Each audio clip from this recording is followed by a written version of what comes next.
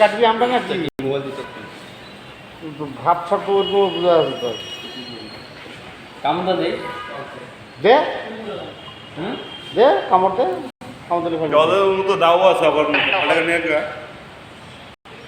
বুঝি না বেসবেন্ট তো বুঝি না আবার বলেন এত লাগলো দাদা আম জ্বলেছে দাদা ঠিক আছে আম জ্বলেছে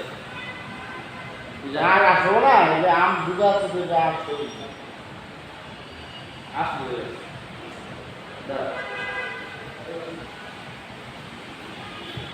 আমাদের দিলে হবে বৃষ্টি